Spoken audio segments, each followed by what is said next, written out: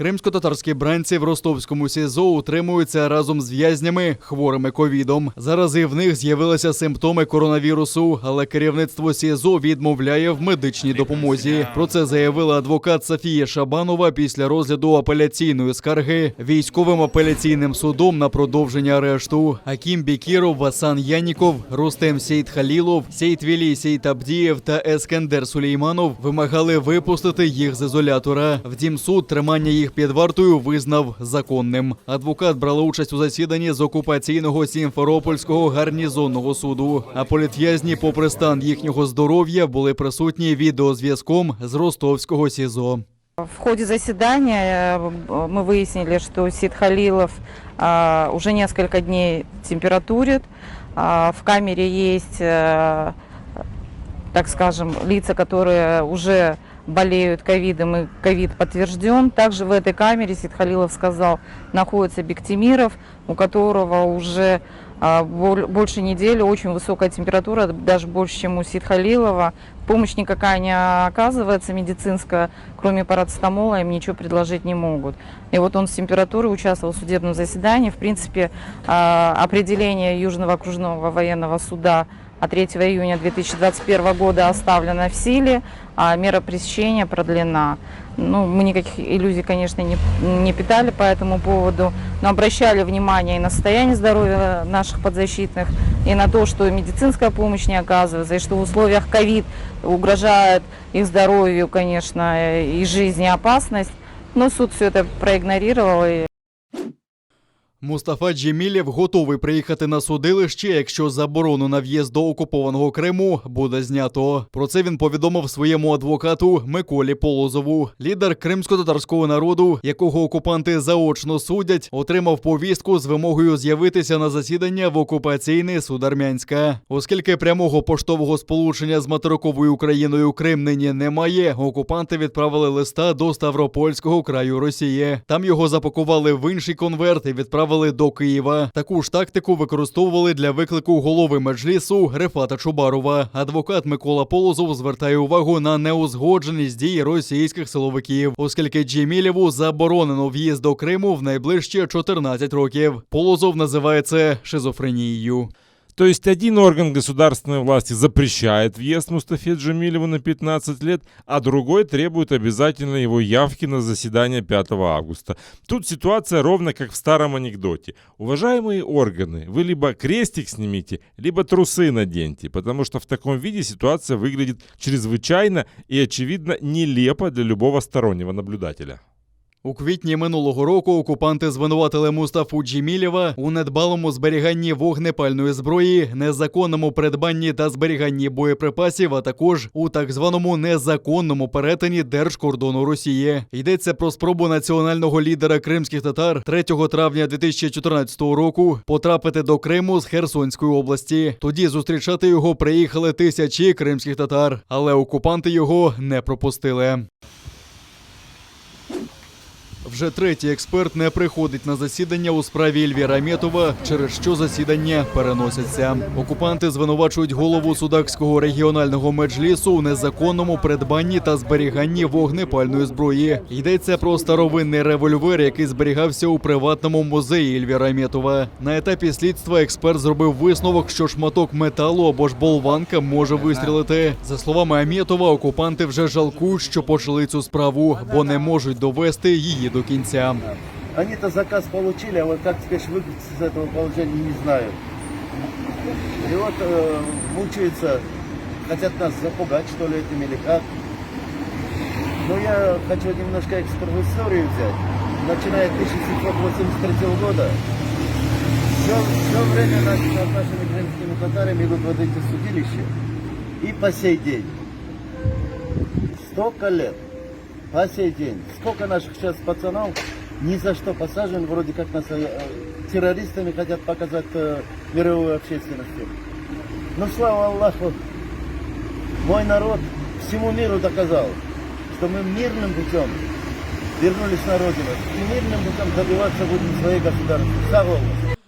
Окупанти вдерлися до оселі Ельвіра Аметова у вересні 2019 року. Вони фактично знищили його музейну колекцію, яку збирав 20 років. Серед вилучених окупантами експонатів старовинна зброя, зокрема наконечники списів, стріл, сокири та ножі, а також непрацюючий револьвер. Ельвір Аметов неодноразово казав, що всі експонати – свідоцтва того, як розвивалася історія кримських татар і мають виключне культурне значення. Голові Судакського регіонального меджлісу окупанти закидають незаконне придбання та зберігання зброї.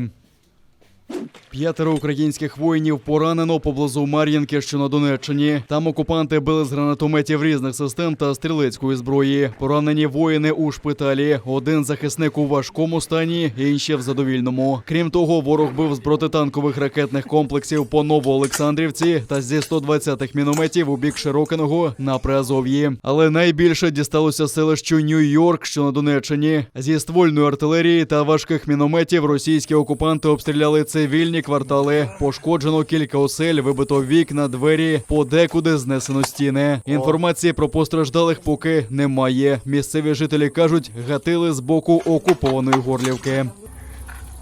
Готовились к закупорке. Слышим, прильот пошел, взрыв, и все начало гореть. Ми були в дворі, а коли зайшла до хати, побачила, що скло вибите. А звук якийсь чули? Як Звуки це чули. відбувалося? Це летіло зі сторони, як з Горлівки, туди, з тої сторони. Українська розвідка повідомляє, що ворог приховано розміщує гаубиці та самохідну артилерію на окупованих частинах Донеччини та Луганщини. Окупанти проводять інтенсивні тренування мінометних та артилерійських розрахунків з підготовки до вогневого враження цілей на позиції підрозділів Об'єднаних сил. Крім того, противник продовжує утримувати значну кількість снайперських розрахунків для нанесення втрат особовому складу Об'єднаних сил, знищення елементів відеоспостереження та провокування вогню у відповідь.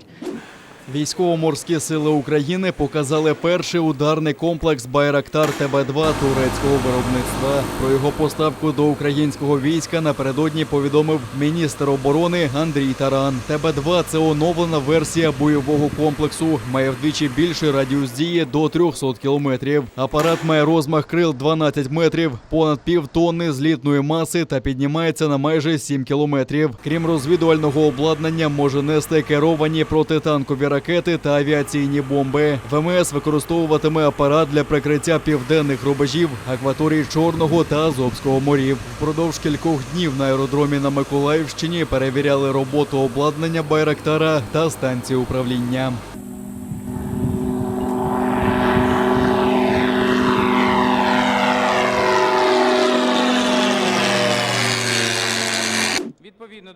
Денис Монастирський став новим міністром внутрішніх справ. За призначення нардепа від «Слуги народу» проголосував 271 народний обранець. Жодного голосу за призначення Монастирського не дали фракції «Голос», «Батьківщина», «Опозиційна платформа за життя» та «Європейська солідарність». Але і проти в цих фракціях не голосували. У виступі з трибуни Денис Монастирський говорив про пріоритети на посаді міністра. Серед таких назвав безпеку громадян. Пообіцяв боротися з організованою злочинністю та розвивати систему територіальної оборони.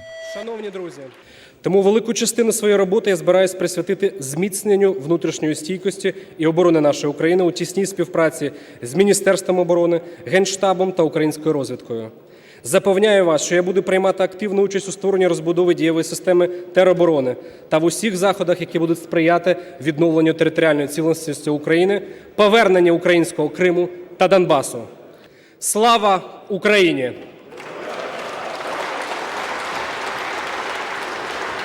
Денис Монастирський народився у Хмельницькому. Йому 41 рік. Кандидат юридичних наук, викладав у Хмельницькому університеті управління і права. Згодом працював юристом в багатьох компаніях. У Верховній Раді 8-го скликання був помічником Антона Геращенка, чинного заступника голови МВС. У 2019 році його представили як експерта команди Зеленського з питань реформування правоохоронної системи та обрали до Верховної Ради 9-го скликання від «Слуги народу». Досі він був головою Комітету Верховної Ради України з питань правоохоронної діяльності. Окуповану Євпаторію накрило густим димом. Там палає сміттєзвалище. Полігон зайнявся вчора ввечері. Вогонь охопив територію площею майже 2000 квадратних метрів. Сильний запах гару від палаючого сміття відчувається в різних районах міста. Від в'їзду на курорт до району Мойнаки. Через пожежу на сміттєзвалищі люди спали вночі із зачиненими вікнами попри спеку. Окупаційна влада зібрала оперативний штаб з ліквідації пожежі та запевнила, що горить лише верхній шар сміттєзвалища. Однак гасіння пожежі ускладнює спекотна погода. Найближчими днями там очікується до 37 градусів. Окупанти заявляють, що загрози подальшого поширення займання немає. Однак роботи з ліквідації пожежі тривають. За словами окупаційного глави адміністрації Євпаторії Романа Тихончука, попередня причина пожежі на полігоні – підпал. Горит Евпаторийская городская свалка.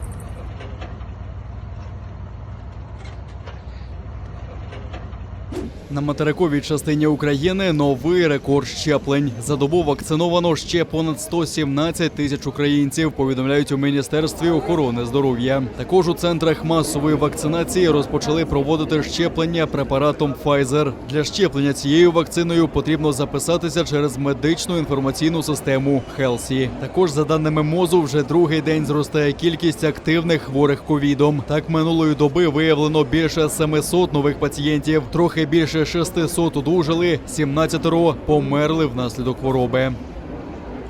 А в окупованому Криму новий історичний максимум захворюваності на ковід. Окупаційна влада нарахувала 516 нових пацієнтів. Рекордні показники захворюваності оновлюються вже третій день поспіль. 10 людей померли внаслідок хвороби. За даними окупаційного Роспотребнадзору, на півострові домінує так званий індійський дельта-штам коронавірусу.